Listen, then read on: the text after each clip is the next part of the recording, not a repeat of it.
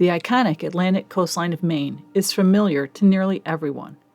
The rugged, rocky shore, the crashing waves, the lighthouses rising above dark coniferous forests, the colorful lobster buoys floating offshore, all form part of the beauty and mystique of coastal Maine. We're in Acadia National Park to ride a few of the 45 miles of carriage roads that meander through the park.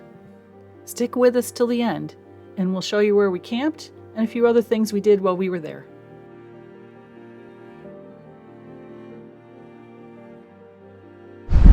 Okay, here we are at Eagle Lake, the first carriage trail we're going to do. I think it's a 10-mile loop around from what I remember from before. Yeah. And it's just a beautiful day, but it's going to be 90 in the shade, so. There you go. So, and off we go.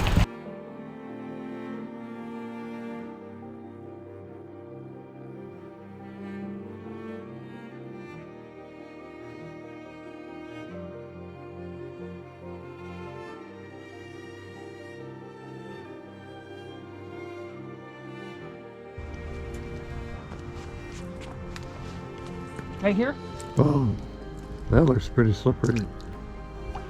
Maybe it's all too slippery, I don't know. Oh, really slippery. Was thinking over there. On that rock. That's what I was thinking. Look at me, I'm waiting. You're in the lake. Eagle Lake. The tradition. Acadia. Yep, the traditional wading in the lake.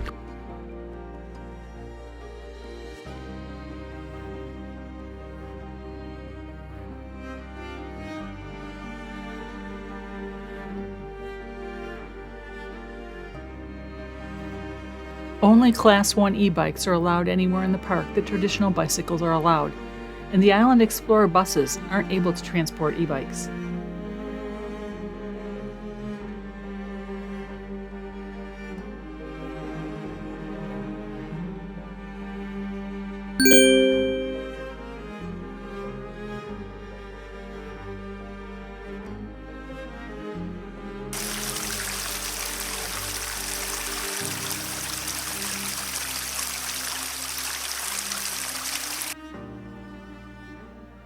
Eagle Lake, at 436 acres, is the largest freshwater lake in Acadia National Park. It has a maximum depth of 110 feet and an average depth of 50 feet. This makes it a great place to start your carriage road trek.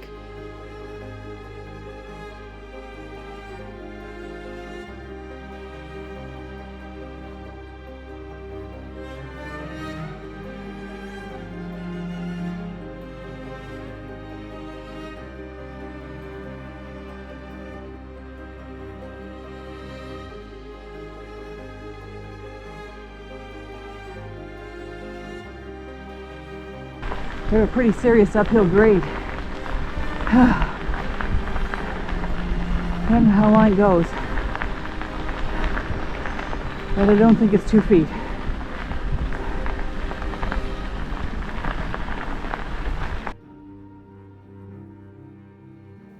Originally designed for horse-drawn carriages, these broken stone roads were built by John D. Rockefeller Jr. on his private estate. Rockefeller's interest in road building grew naturally from his father's, John D. Rockefeller Sr., the founder of Standard Oil, because he had built and landscaped carriage roads on his Ohio and New York estates. Rockefeller later donated his beloved carriage roads for all in the park to enjoy. Most carriage roads follow a gentle grade, but there are a few hilly sections and they offer good workouts. Carriage roads are accessible year-round, though most of the access points along Loop Road are closed December 1st through April 14th.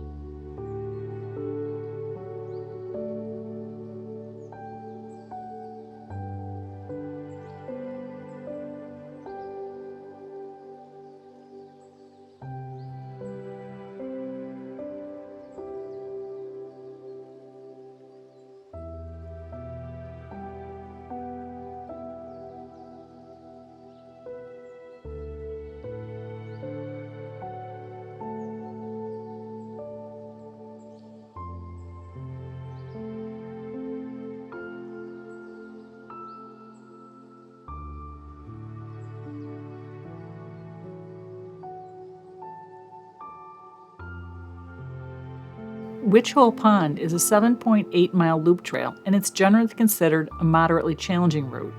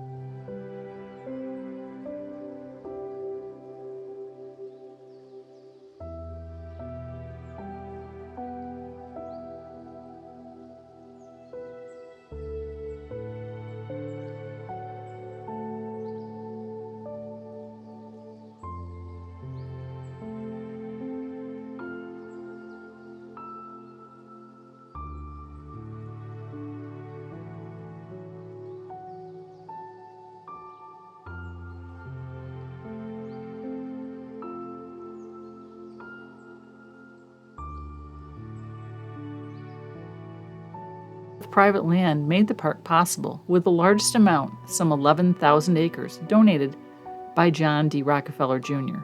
The federal government declared the land a national park in 1919.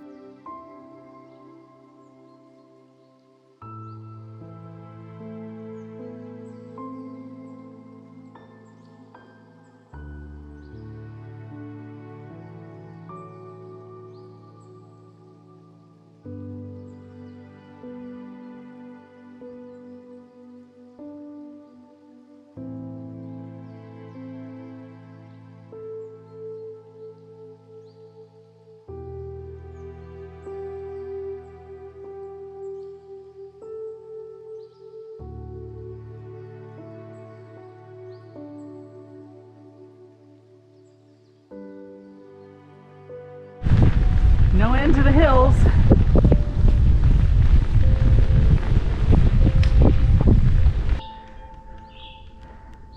I would think the Eagle Lake one is what takes us around in the circle.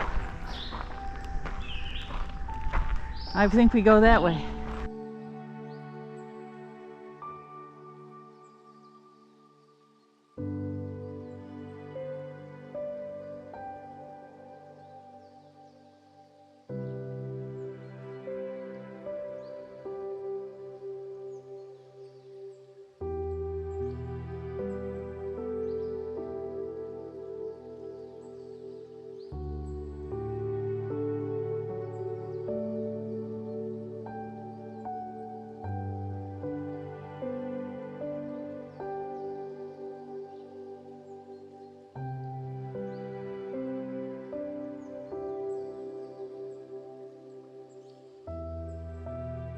Okay, so we're on this witch hole circle.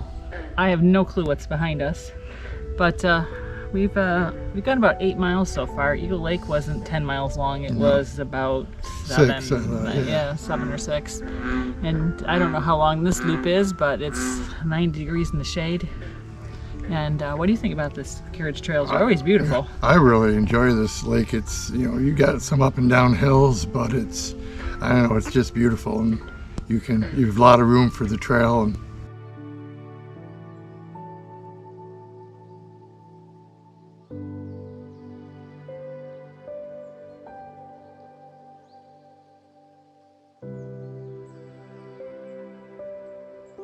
Duck Brook Bridge has a spectacular triple-arched bridge rising 40 feet over Duck Brook.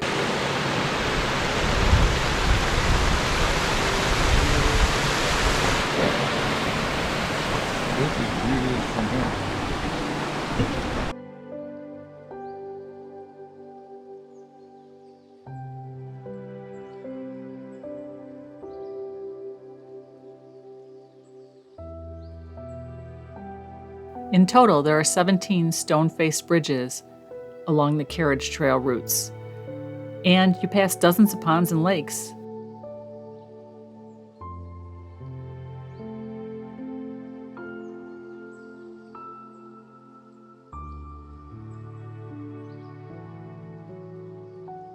So today we are going to, I think it's 15 miles, but don't quote me exactly.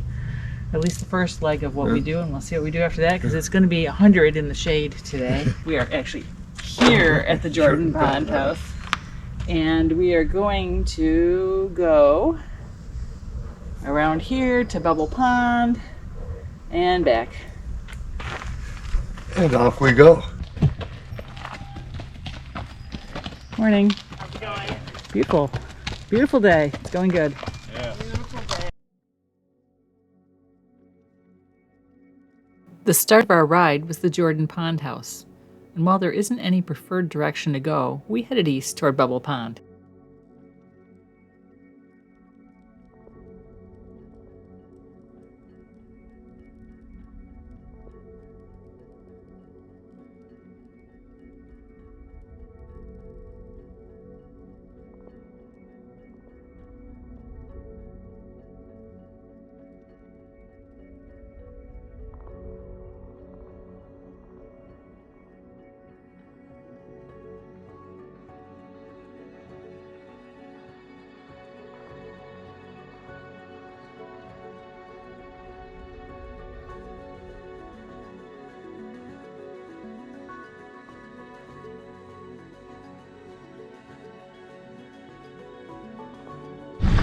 Now, so far in the 1 mile we've gone downhill, uphill, downhill, uphill. So this, I think the Carriage Trails aren't supposed to have more than, I don't know, 20% grade. I read, I could be wrong on that, but you gotta have an e-bike or be in pretty good shape to ride around on these carriage trails.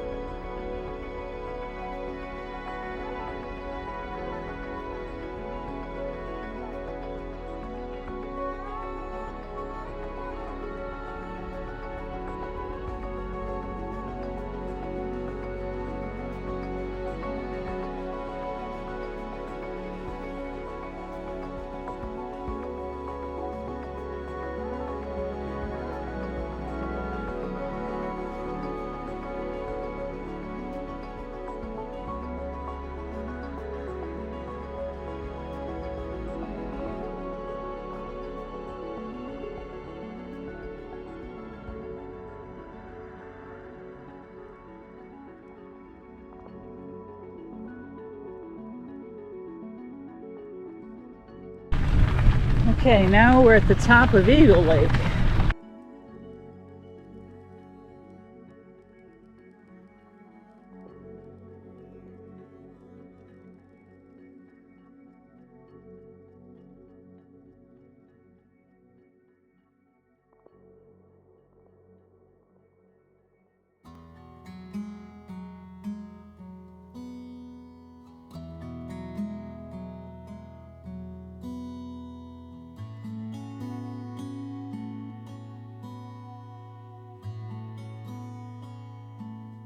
Deerbrook Bridge was the 6th of the 17 bridges, and it's one of the few bridges with more than one visible arch.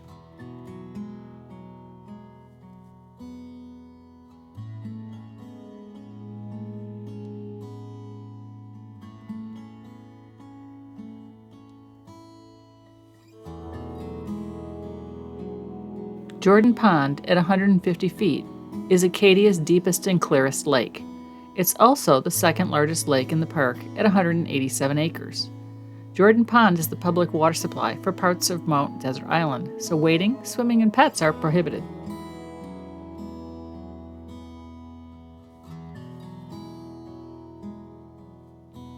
Before you depart on the trail, look across the lake and admire the bubbles. The north and south bubbles are two of the most prominent mountain features in the Jordan Pond area. The north bubble stands at 872 feet, and the south bubble is slightly shorter at 766 feet. Jordan Pond Dam Bridge was the third of the 17 bridges constructed and was modeled after a bridge at the end of Swan Lake in Central Park.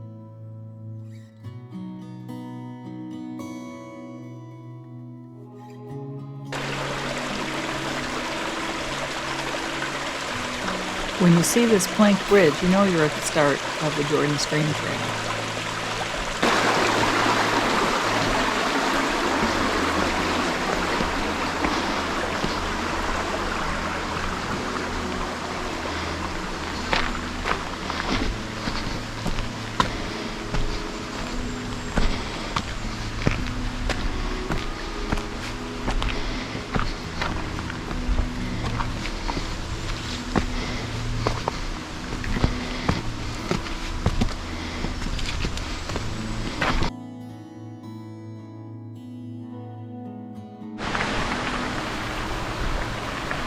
We thought this was going to be a nice easy ride along the edge of a beautiful stream.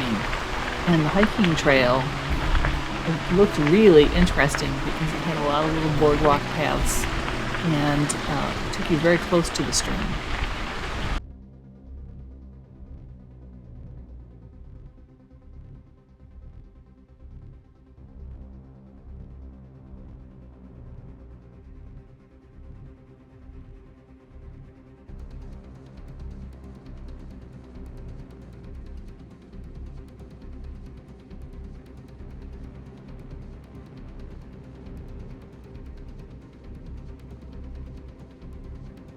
We soon discovered that the only way back to the Jordan Pond house was uphill, uphill, uphill, and uphill. And they were probably the steepest trails that we'd encountered on our trip.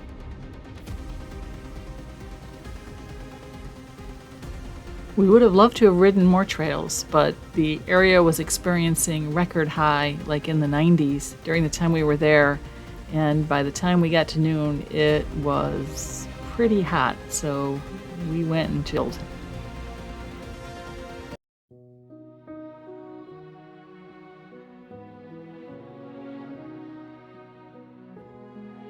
We stayed at the Bar Harbor KOA Holiday, and we had a great ocean view site. On the weekends, they'll even deliver cooked lobster to you.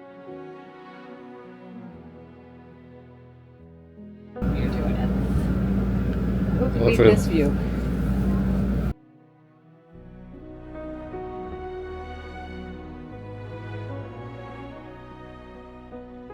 We are here at 1,530 feet, Cadillac Mountain.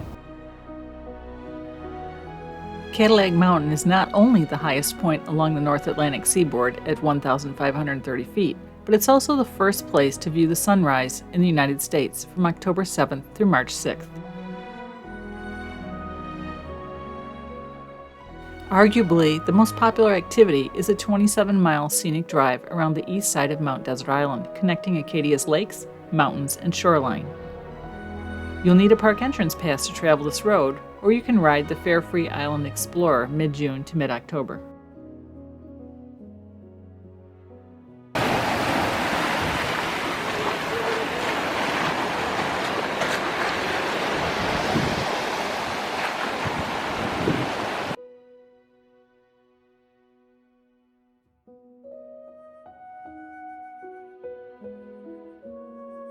This is low tide at the sandbar in Bar Harbor. Twice a day I get some. You can walk over to the island. It's just kind of a unique thing to do in Bar Harbor. Ooh, Randy's gonna wade now.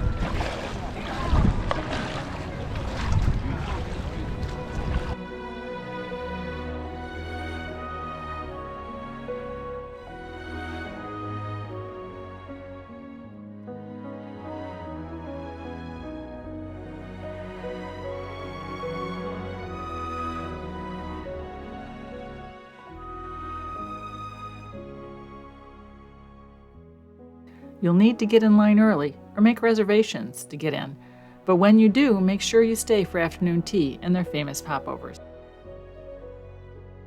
The only part of Acadia National Park on the mainland is the Schoodic Peninsula. The 6-mile Schoodic Loop Road offers beautiful coastal scenery.